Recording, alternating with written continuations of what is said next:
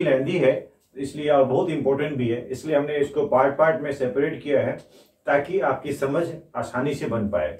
तो हम चलते हैं तीसरे पार्ट की ओर, जिसमें हमने प्रीवियस पार्ट में हमने पढ़ा था पार्ट 1 और 2 में। एक तो पहले पार्ट में हमने इसके बेसिक कंसेप्ट को समझा और सेकेंड पार्ट में जो महत्वपूर्ण जो संस्थापक चंद्रगुप्त मौर्य के बारे में और उनके बाद उनके पुत्र बिंदुसार के बारे में पढ़ा। तो आज तीसरा नंबर आता है अशोक के बारे में, राइट है ना, जो कि बहुत ही महत्वपूर्ण है। चलते हैं, शुरुआत करते हैं इसके बारे में जरा समझने की कोशिश करते हैं। मौर्य साम्राज्य पार्ट नंबर 3, अशोक, जिसमें नाम आता है अशोक। सभी लोग अशोक नाम तो सुने ही होंगे, लेकिन उनका कार्यकाल उनके बारे में कुछ विस्तृत जानकारी हम लोग समझने की कोशिश करेंगे, राइट है ना। चलिए, अशोक का कार्यकाल 273 से 232 ईस्वी पूर्व तक समझा जाता है, लेकिन इनके कार्यकाल में जो शुरुआती समय 273 जो लिया हुआ है उसमें थोड़ा सा कंफ्यूजन है, क्योंकि कुछ एक थोड़े समय के लिए गैप था वहां। उनका वास्तविक कार्यकाल कहा जाए तो 269 ईस्वी पूर्व है।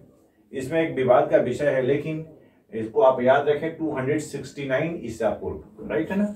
अशोक बिंदुसार का पुत्र था। यह बहुत ही क्लियर कट स्पष्ट रूप से लिखा हुआ है कि अशोक जो थे वो बिंदुसार के पुत्र थे, जो कि राज्याभिषेक करते हैं कब, वास्तविक रूप से 269 ईसा पूर्व में, लेकिन हमने ऊपर कार्यकाल लिखा है 273 से 232। आप इनको ध्यान से सुनिएगा कि 273 से 232, लेकिन इस समय के लिए थोड़ा सा विवाद है, यानी एक मत सभी लोगों के साथ नहीं है, सभी विद्वानों में एक मत नहीं देखा गया है, इसीलिए आप इनको इस तरह से 269 ईसा पूर्व ही समझिए।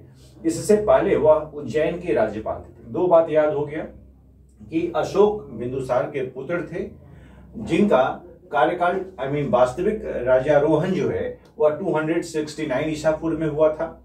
तीसरी बात, वह उससे पहले राज्यारोहण से पहले वह उज्जैन के राज्यपाल थे। तीन बातें यहाँ पे याद रखनी है। जैन अनुश्रुतियों के अनुसार, अब हमें अशोक के बारे में कुछ इंफॉर्मेशन जो है वह अलग अलग जगहों से प्राप्त हुई है। तो जैन अनुश्रुतियों के अनुसार अशोक ने बिंदुसार की इच्छा के विपरीत, यानी अपने पिता की इच्छा के विपरीत मगध के शासन पर अधिकार किया था। अशोक, सम्राट अशोक अपने पिता बिंदुसार के इच्छा के विपरीत, यानी उनके पिता की इच्छा यह नहीं थी, इसके बावजूद भी वह मगध की गद्दी को संभाले थे। यह किसके अनुसार, जैन अनुश्रुतियों के अनुसार। अगर प्रश्न आता है कि किस अनुश्रुतियों से यह जानकारी प्राप्त होती है कि अशोक अपने पिता की इच्छा के विपरीत मगध की सत्ता पर सत्तारूढ़ हुए थे, तो क्या होगा, जैन अनुश्रुति, याद रखिएगा। दूसरा, सिंहली अनुश्रुतियों के अनुसार। सिंहली अनुश्रुति की अगर हम बात करें, वह अपने 99 भाइयों की हत्या करके, आपने पढ़ा है कि जो विजयी वही होते हैं जो थोड़ा सा अपने आप में पकड़ बनाए रखते हैं अपने, यानी जो वीर होते हैं उन्हीं को सत्ता मिलता है। यानी अशोक के साथ भी वैसा ही था। सिंहली अनुश्रुतियों के अनुसार वह अपने 99 भाइयों की हत्या करके सिंहासन प्राप्त किया था, यानी अपने 99 भाइयों की हत्या करके गद्दी प्राप्त किया था सम्राट अशोक ने। तीसरे टर्म में आते हैं, यानी दो बात आपको समझ में आ गई। जैन अनुश्रुति के अनुसार वो अपने पिता की इच्छा के विपरीत गद्दी प्राप्त किए थे। सिंहली अनुश्रुतियों के अनुसार अपने 99 भाइयों की हत्या करके अपने सत्ता को प्राप्त किया था। महाबोधि एवं तारानाथ के अनुसार, देखिए जितने भी विचार आते हैं वह सब अलग अलग है। ऐतिहासिक पृष्ठभूमि को अगर समझने की कोशिश करते हैं, हम लोग इसको इसलिए पढ़ते हैं कि आजकल परीक्षा में प्रश्न पूछने का तरीका बदल गया है। आपके पास बहुत सारे ऑप्शंस आ जाएंगे, आप अगर कंप्लीट इतनी इंफॉर्मेशन आप नहीं रखेंगे तो उस जगह जस्टिफाई करना मुश्किल सा हो जाता है। इसी परिप्रेक्ष्य में हमने इनको सारी बातें को एक साथ कलेक्ट करने की कोशिश की है। महाबोधि एवं तारानाथ के अनुसार गृह युद्ध का मतलब क्या, आपसी कलह, परिवार में ही मैं सत्ता पर आसीन होऊंगा, मैं होऊंगा, इस झंझट को खत्म करने के बाद ही महाबोधि एवं तारानाथ के अनुसार यह हुआ कि यह सत्ता पर अशोक आए अपने गृह युद्ध को समाप्त करने के बाद ही। अब एक महत्वपूर्ण नाम आता है। अशोक को देवनामप्रिय प्रियदर्शी के नाम से जाना गया है, जिसका अर्थ होता है देवों का प्यारा। अशोक को, याद कीजिए, अशोक को देवनामप्रिय प्रियदर्शी के रूप में समझा गया, जिसका वास्तविक अर्थ होता है देवों का प्यारा। यह उपाधि दी गई थी अशोक को, सम्राट अशोक को देवनामप्रिय प्रियदर्शी यानी देवों का प्यारा उपाधि दी गई थी। यह एक महत्वपूर्ण क्वेश्चन बन जाएगा यहाँ पे कि देवनामप्रिय प्रियदर्शी इनको नवाजा गया था। इसका मतलब अशोक, याद रखिएगा। अशोक का नाम जो है वह इस रूप में भी देवों का प्यारा समझा गया। दूसरा, इनके नाम का उल्लेख, अब अशोक नाम का जो उल्लेख है वह कहां से मिलता है? मास्की गुर्जरा अभिलेख से, मास्की अभिलेख से, गुर्जरा अभिलेख से। याद रखिए, अभिलेख के बारे में पहले ही बताया था कि ऐतिहासिक जानकारी प्राप्त करने के लिए अभिलेख एक सुगम और सरल साधन था जिसके आधार पर हम लोग उसकी जानकारी को प्राप्त कर पाए। तो अशोक का नाम मास्की और गुर्जरा अभिलेख से मिलता है। पुराणों में अशोक वर्धन, याद रखिएगा, पुराणों में यानी पुराण एक साहित्यिक स्रोत में हम देखें तो पुराणों के अनुसार अशोक वर्धन दीप वंश में इन्हें करमोली नाम दिया गया है। अगर प्रश्न पूछा जाए कि दीप वंश के अनुसार अशोक को किस नाम से जाना गया, तो करमोली के नाम से जाना गया, और पुराणों के अनुसार किस नाम से जाना गया? अशोक वर्धन के नाम से जाना गया। तो कुल मिलाकर के आप समझ गए होंगे, अशोक को देवनाम प्रियदर्शी उपाधि दी गई थी। दूसरा, पुराणों के अनुसार, अच्छा एक बात और, इसका उल्लेख मास्की और गुर्जरा अभिलेख से मिला है। अशोक को पुराणों के अनुसार अशोक वर्धन, दीपवंश के अनुसार करमोली नाम से जाना गया है। चलिए, अब एक महत्वपूर्ण फैक्ट और भी है। 1750 में, 1750 ईस्वी में टेलीपैंथर, याद रखिए टेलीपैंथर, 2 ईस्वी याद रखना है, 1750, 1750 में टेलीपैंथर ने सबसे पहले दिल्ली में अशोक के स्तंभ का पता लगाया। अशोक के द्वारा जो स्तंभ बनाए गए थे, अभी हम चर्चा करेंगे, स्तंभ से भी हमारे ऐतिहासिक जानकारी प्राप्त होती है। तो सबसे पहले 1750 में, 1750 में टेलीपैंथर ने दिल्ली में अशोक स्तंभ का पता लगाया। लेकिन अशोक के जो अभिलेख थे, किंतु अशोक के अभिलेख सर्वप्रथम जेम्स प्रिंसेप, याद रखिएगा नाम, जेम्स प्रिंसेप के द्वारा 1837 में पढ़ा गया। दो बात हुआ, पहले जानकारी किसी और ने प्राप्त की 1750 में टेलीपैंथर के द्वारा, लेकिन 1837 में जेम्स प्रिंसेप ने अशोक के अभिलेखों को पढ़ा, यानी पढ़ने का सर्वप्रथम काम जेम्स प्रिंसेप के द्वारा। यह सीधा सीधा प्रश्न आता है कि अशोक के अभिलेख को पहली बार किसने पढ़ा? जेम्स प्रिंसेप ने, और कब पढ़ा? 1837 में। इस तरह से आप इन बिंदुओं को, निश्चित रूप से अशोक से प्रश्न आएंगे तो इन्हीं बिंदुओं से प्रश्न आएंगे, तो थोड़ा इसको ध्यान रखिएगा। अब इनके शासनकाल के साथ साथ एक महत्वपूर्ण घटना घटती है कलिंग युद्ध की। कलिंग, जो कि वर्तमान में उड़ीसा के दक्षिणी उड़ीसा में है, याद रखिएगा, उड़ीसा जो वर्तमान में उड़ीसा राज्य है उसके दक्षिणी भाग में अवस्थित है कलिंग। यह एक ऐतिहासिक महत्व की चीज है। याद रखिए, अशोक ने अपने राज्याभिषेक के बाद, अशोक जैसे ही अपना राज्याभिषेक करता है, कब? 269 ईसा पूर्व में, आपने सुना है। अशोक ने राज्याभिषेक के 8वें वर्ष, याद रखिएगा, राज्याभिषेक के 8वें वर्ष लगभग 261 ईस्वी में, याद रखिए, अशोक ने अपना राज्याभिषेक के 8वें वर्ष में, लगभग 8वें वर्ष में, यानी 261 ईस्वी पूर्व में कलिंग, जो कि वर्तमान उड़ीसा में है, पर आक्रमण किया और राजधानी कलिंग की राजधानी क्या थी? तोसली पर अपना अधिकार कर लिया। एक मतलब यही होता है कि हम अपने साम्राज्य के विस्तार में एक क्षेत्र पर अधिकार जमाते हैं, वहां जीत हासिल करते हैं और उसकी राजधानी पर अपनी पकड़ बना लेते हैं। तो अशोक अपने राज्याभिषेक के 8वें वर्ष में, यानी 261 ईसा पूर्व में कलिंग पर अधिकार करता है और उसकी राजधानी तोसली पर अपना अधिकार जमा लेता है।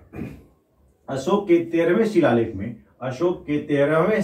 में अशोक ने जो शिलालेखों का निर्माण किया था, करवाया था, उसके 13th पोजीशन पे जो है अभिलेख, उसमें शिलालेख में कलिंग युद्ध के बारे में जानकारी मिलती है। यह प्रश्न स्पष्ट रूप से बनता है कि अशोक के किस शिलालेख से कलिंग युद्ध के बारे में जानकारी प्राप्त होती है? 13वें शिलालेख से। याद रखिएगा, बहुत ही महत्वपूर्ण क्वेश्चन, बहुत बार पीसीएस में पूछा गया क्वेश्चन है कि अशोक के किस अभिलेख से कलिंग युद्ध के बारे में जानकारी प्राप्त होती है? तो अशोक के 13वें शिलालेख से कलिंग युद्ध के बारे में जानकारी प्राप्त होती है। और एक कलिंग युद्ध से अलग परिवर्तन आया था उनके जीवन में, इसलिए यह बहुत विशेष महत्वपूर्ण हो जाता है। वह क्या था कि कलिंग युद्ध में हुए नरसंहार। जब युद्ध होता है तो यह आसानी की बात नहीं है, वह बहुत ही खून खराबा, धूम मचता है उसमें नहीं, इसका मतलब उसमें भीषण नरसंहार हुआ था, लोगों की हत्या हुई थी, खून से लथपथ लोगों को देख करके उनका दिल मानी एक पिघल सा गया, यानी वो विचलित हो गए। नरसंहार से विचलित हो अशोक ने युद्ध की नीति को सदा के लिए त्याग दिया। एक महत्वपूर्ण प्रश्न यहाँ बन सकता है कि अशोक ने किस युद्ध के बाद युद्ध न करने की प्रण कर ली? तो वह था कलिंग युद्ध। आपने समझ में आ गया होगा, अशोक के 13वें शिलालेख में इसका वर्णन किया गया है। कलिंग युद्ध का, जिस युद्ध के बाद अशोक ने यानी युद्ध करना ही छोड़ दिया था। उन्होंने यह प्रण कर ली कि अब नहीं युद्ध करना है। क्यों? उसमें भीषण नरसंहार दे करके उनके मन में एक अलग भावना जागृत हो गई। उसके बाद लड़ाई लड़ना ही छोड़ दिया उन्होंने।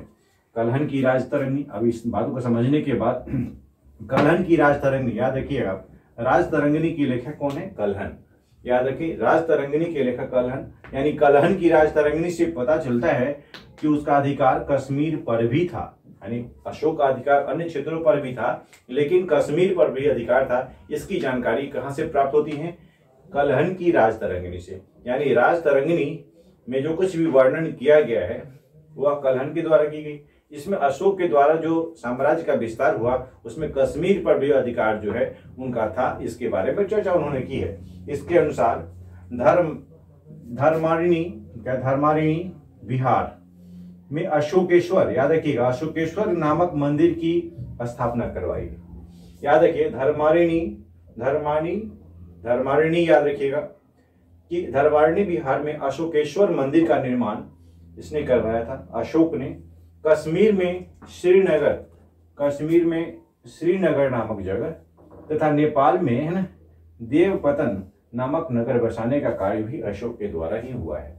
दो बात समझ जाना है आप यहाँ पे, कश्मीर में श्रीनगर और नेपाल में देवपतन नामक नगर बसाने का काम अशोक के द्वारा ही हुआ है। यानी अपने साम्राज्य विस्तार में कश्मीर में श्रीनगर जगह नगर बसाया और नेपाल में देवपतन नामक नगर को बसाने का कार्य सम्राट अशोक के द्वारा ही हुआ है। तो इसमें एक महत्वपूर्ण क्वेश्चन कलिंग युद्ध से आएगा।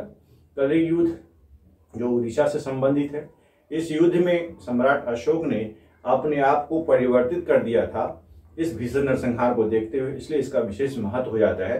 तो इसको थोड़ा सा ध्यान रखेंगे। तो एक बात मैं बता दूं कि भारत में अब शिलालेख, भारत में शिलालेख, शिला मतलब पत्थर, पत्थरों पर जो कुछ भी लिखा जाता था, शिलालेख का सर्वप्रथम प्रचलन अशोक ने किया था। आपने सम्राट अशोक का नाम तो सुना ही है। तो शिलालेख का जो पहली बार जो चलन में प्रयोग लाया वह कोई और नहीं, सिर्फ अशोक के द्वारा। याद रख लीजिए कि भारत में शिलालेख का सर्वप्रथम प्रयोग मिलाने वाले अशोक ही थे।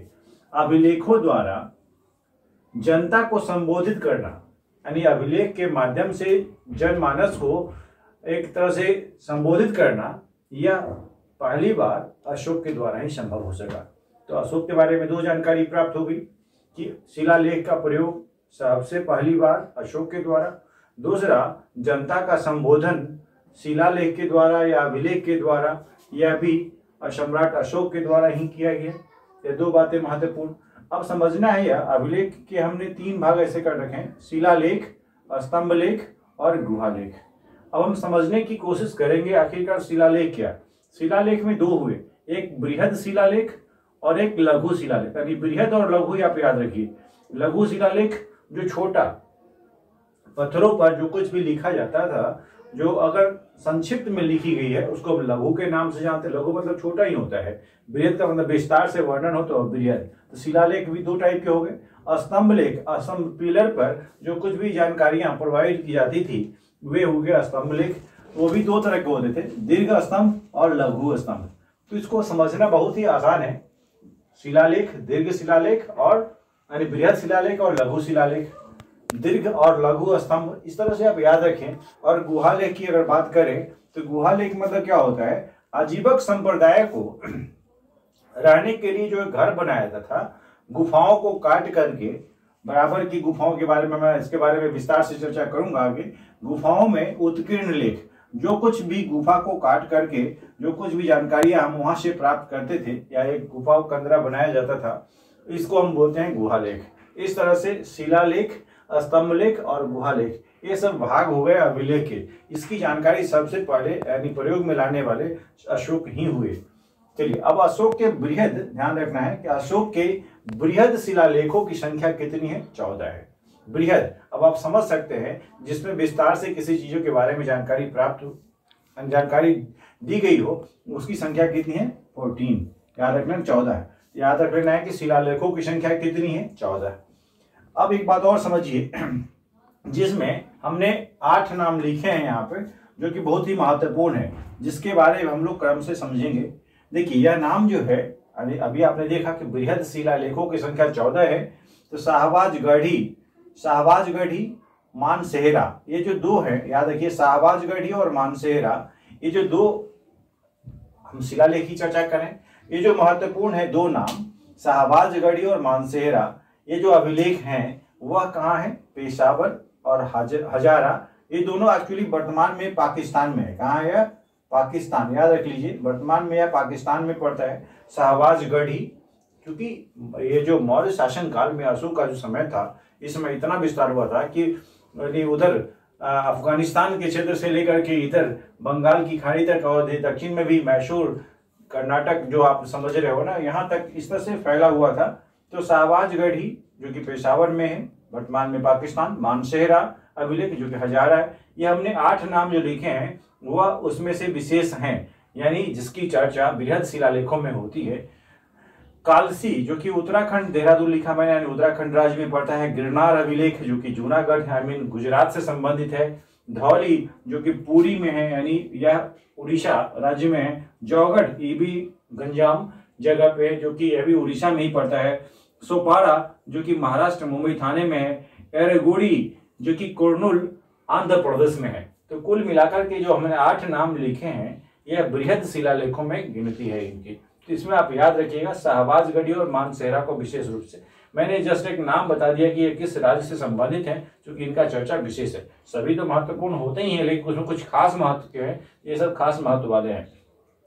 अब इनके बाद एक और बात समझनी है आपको कि केवल 2 ही अभिलेख मैंने नाम बताया, शाहबाजगढ़ी और मानसेहरा। शाहबाजगढ़ी और मानसेहरा का जो अभिलेख है वह खरोष्ठी लिपि में है, यानी बाकी जो अभिलेख है वह ब्राह्मी लिपि में है। अब मैं समझा दूं कि ब्राह्मी लिपि और खरोष्ठी लिपि में अंतर क्या है। ब्राह्मी लिपि यूजुअली बाएं तरफ से शुरू की जाती है और दाहिने तरफ की ओर जाती है, राइट है ना, ये ब्राह्मी लिपि।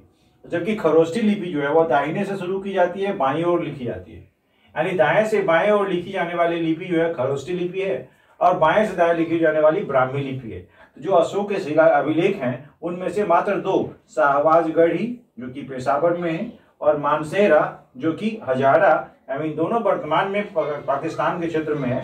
ये इसकी लिपि ब्राह्मी न हो करके खरोष्ठी लिपि है, यानी शाहबाजगढ़ी और मानसेहरा की जो लिपि है वह खरोष्ठी है, बाकी वाले की लिपि क्या है? ब्राह्मी लिपि है। यानी अशोक के अभिलेख जो है वह ब्राह्मी लिपि में विशेष रूप से प्रचलित हैं, और सिर्फ शाहबाजगढ़ी मानसेहरा के जो अभिलेख हैं वह खरोष्ठी लिपि में है। खरोष्ठी लिपि दाईं ओर से बाईं ओर लिखी जाती। हाल ही के पेपर में बीपीएससी में पूछा गया है कि खरोष्ठी लिपि किस तरफ से किस तरफ लिखी जाती है, यानी दाहिने तरफ से बाईं ओर लिखी जाती है। चलिए अगला इंपॉर्टेंट बात क्या है यहाँ पे, अशोक के सभी अभिलेखों का विषय प्रशासनिक था। याद रखिए, अभी हम अभिलेखों की चर्चा करेंगे आगे, तो अशोक के सभी अभिलेख जो हैं वह उसका विषय क्या है? प्रशासनिक। याद रखिए, किसी न किसी टॉपिक पे तो अभिलेख लिखा ही गया है, तो उनका मैक्सिमम अभिलेख जो है वह प्रशासनिक है। सिर्फ एक अभिलेख जो कि सबसे छोटा है उसका नाम है रुमिनदेई अभिलेख। रुमिनदेई अभिलेख जो है वह सबसे छोटा है, जिसका मकसद, जिसका जो विषय है वह आर्थिक विषय है। यह जो चीज यूनिक होता है वह पेपर में पूछा जाता है। आप याद कर जाइए, अशोक के अधिकतर अभिलेख जो है वह प्रशासनिक विषय से संबंधित हैं। सिर्फ एक रुमिनदेई जो है वो जो कि सबसे छोटा अभिलेख है वह आर्थिक संबंधित है, यानी आर्थिक उसके विषय क्या है? आर्थिक है, आई मीन पैसे के हिसाब किताब से संबंधित है। इतना आप याद रखेंगे। अब इन तमाम चीजों को समझने के बाद मैंने एक संक्षेप में इस अभिलेखों के बारे में थोड़ी थोड़ी जानकारियां इकट्ठा की है, जिसको आप समझ लीजिए ताकि आपको पेपर सॉल्व करने में आसानी मिलेगी। अशोक के शिलालेख। अब शिलालेख की अगर हम बात करें तो उसमें अशोक ने बताया था मैंने कि उन्होंने शिलालेख, जो बृहद शिलालेख हैं उनकी, उसकी संख्या कितनी है? 14 है। उन 14 शिलालेखों में उन्होंने क्या बताने की कोशिश की है इसको समझे। तो पहला शिलालेख याद रखिएगा, पहला शिलालेख जो है इसमें उन्होंने क्या बताने की कोशिश की है? पहला, पशु बलि की निंदा। आपको पता होगा अशोक जो है वह उन्होंने पशु की बलि नहीं करने की बात कही थी, इसकी निंदा की थी, मतलब उसकी घोर शिकायत की थी, पशु की हत्या नहीं की जानी चाहिए। मनुष्य मेरी संतान है, इस बात का समर्थन किया था। यह पहले शिलालेख में उन्होंने यह चर्चा किया कि मनुष्य मेरी संतान है और पशु बलि की निंदा की गई है। दूसरे अभिलेख में, शिलालेख में क्या बताया गया? पशु चिकित्सा एवं मानव चिकित्सा के बारे में चर्चा की गई है। दूसरी बात, जन कल्याणकारी योजनाओं के बारे में भी चर्चा इस माध्यम से की गई। एक और बात भी है, चोल, चेर और पांडे की चर्चा भी इसी दूसरे शिलालेख में की गई। चोल, चेर और पांडे जो साउथ के हैं, इनके बारे में यह चर्चा दूसरे शिलालेख में की है। हम अगर बात करें शिलालेखों की, इन सब की प्रचलन जो है सबसे पहले लाने वाले अशोक ही थे और उन्होंने ही जनता को शिलालेख के माध्यम से संबोधित किया था। तीसरा शिलालेख जो है राजकीय अधिकारियों, जिसमें नाम आता है, चूंकि मौर्य प्रशासन में जो अधिकारी थे उनमें नाम आता है युक्त, रज्जुक और प्रादेशिक। इन सबको एक निश्चित समय अंतराल जो कि 5 वर्ष में अपने क्षेत्र में भ्रमण करने का एक आदेश मिला था। यानी राजकीय अधिकारी, नाम याद रखिएगा, युक्त, रज्जुक और प्रादेशिक। यह तीसरे अभिलेख में इसके बारे में चर्चा की गई है। बात करें चौथे अभिलेख की, धर्माचरण के लिए भेरीनाद द्वारा धम्म का उद्घोष। भेरीनाद याद रखिए, पहले भेरीनाद द्वारा धम्म का उद्घोष, भेरीनाद को हटा करके याद की धम्मनाद, धम्म का मतलब धर्म के प्रति उनका विचार हुआ। पहले लड़ाई मार कुटाई वाली बात जो है उन्होंने यह सब खत्म किया और धर्म के आचरण को फॉलो करने की बात उन्होंने यह की चौथे अभिलेख में। पांचवें अभिलेख में उन्होंने क्या बताया, धम्म महामात्रों की नियुक्ति। जो धम्म महामात्र उन्होंने अपने शासन काल में बहुत सारे धम्म महामात्रों की नियुक्ति किए थे। इसका मकसद था कि धर्म का प्रचार प्रसार करना, बौद्ध धर्म का प्रचार प्रसार करना।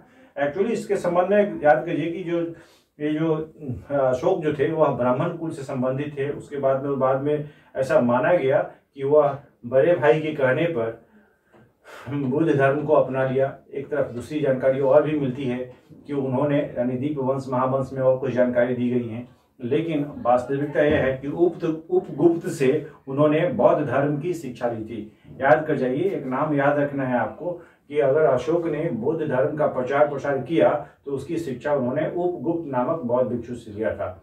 याद रख लेना इस चीज को।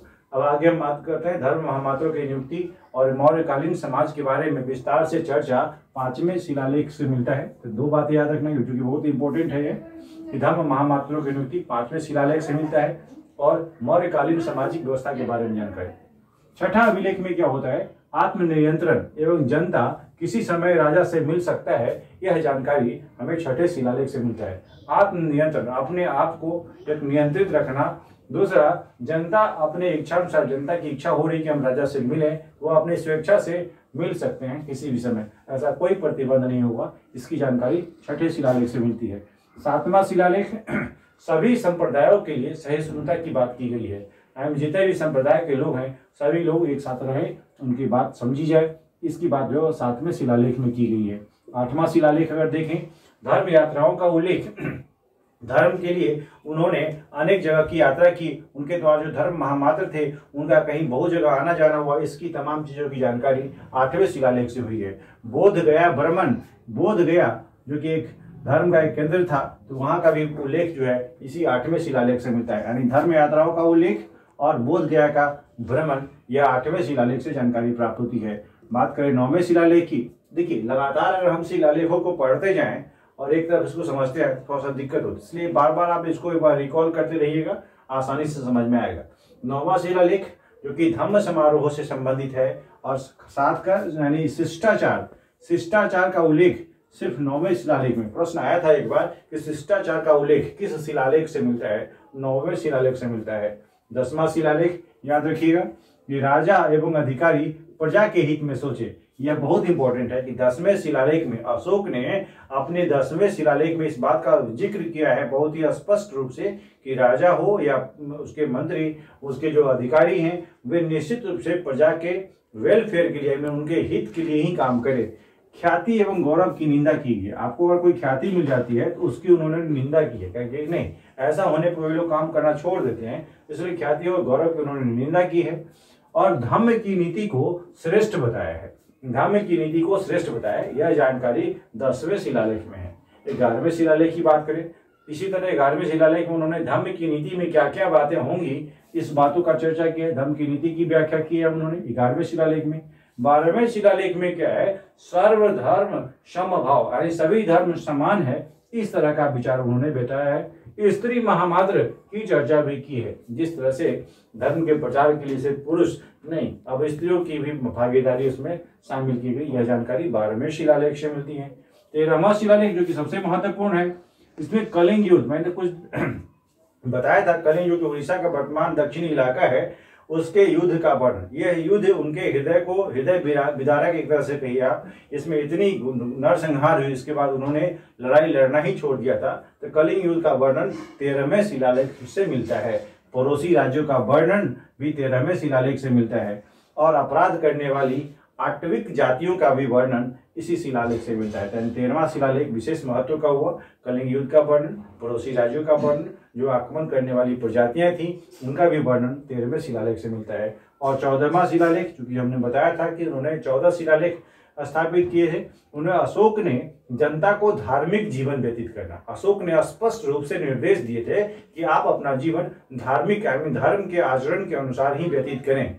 इसका मतलब यह हुआ कि धर्म ही जीवन को एक अंत लगाने वाला, यानी जीवन को एक अपने मुकाम तक पहुंचाने का माध्यम है। इसलिए उन्होंने अपने शिलालेख के माध्यम से यह जनता को यह संबोधित किया कि अपना जीवन धर्म के आधार पर ही व्यतीत करें। तो कुल मिलाकर के आपने अशोक के द्वारा जो उठाए गए कदम थे, उन्होंने किस तरह से एक अभिलेख को, शिलालेख को, स्तंभ लेख को, गुहा लेख को एक प्रचार प्रसार का माध्यम बनाया, और वह पहले व्यक्ति बने जिन्होंने इसका प्रयोग किया, इसके माध्यम से जनता को संबोधित किया और जनता में अपने विचार आसानी से व्यक्त करने में सक्षम हुए, सफल हुए। इस तरह से इन तमाम जानकारी को आप समझ गए होंगे। Thank you so much. You have to keep watching.